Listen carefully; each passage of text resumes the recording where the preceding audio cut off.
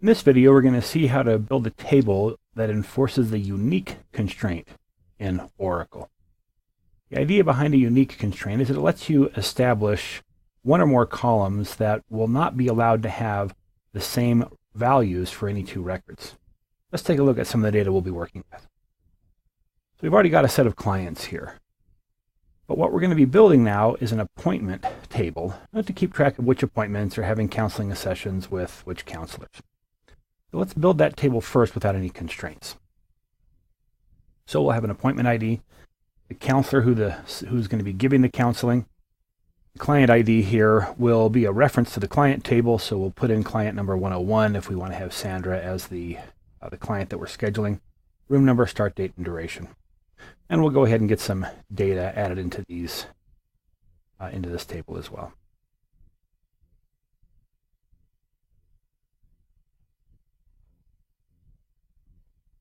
Okay, so now we can see we've got 4 appointments here, and we've got the clients that those appointments are for.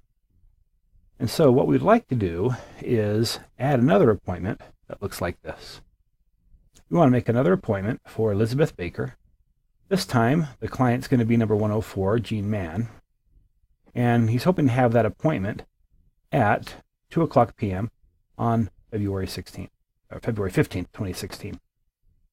Trouble is, Elizabeth Baker is already scheduled for a 2:00 appointment, and so without a constraint, there's nothing preventing us from inserting that record and double booking Elizabeth Baker. So here we can see that Elizabeth Baker has 2 appointments for exactly the same time in 2 different rooms. She has no hope of being able to do that. It's exactly what the unique constraint will let us prevent. So our task is going to be to set up a unique constraint that will say, listen, I'm not allowed to have any 2 records that have the same value for the counselor and the start time. It's okay to have 2 records with the same start time as long as it's a different counselor. But the counselor is going to only be able to have 1 start time per day. Well, not going to have any duplicates in the start time. All right, so let's go ahead and drop that table and create it again. Now this time, before we finish the create table statement, we're going to add a constraint using the constraint clause. So we'll use the keyword constraint. We bring in the name of the constraint. So I'll just call this unique counselor start. Could be anything. The name's arbitrary. And we say what type of constraint it is. It's a unique constraint. And then we put the list of columns that are going to be in the constraint. So this says counselor and the start time. All combinations of counselor and start time have to be unique for the table. And we'll create that table. Now let's go ahead and add back in our initial 4 records of sample data.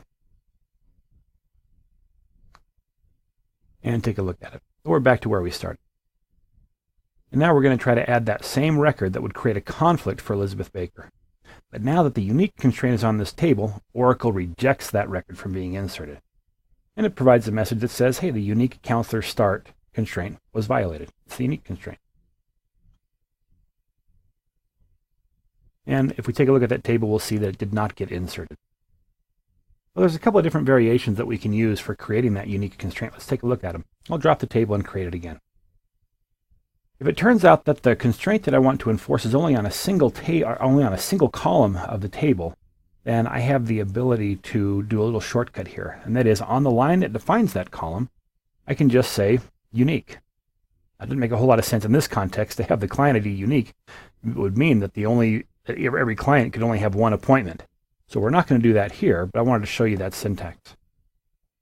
There's one more variation that we can do, and that is, instead of specifying the constraint name here, we could let Oracle pick the name, and the way we do that is just by saying this first part's not necessary. We'll get rid of that and start straight away with the word unique.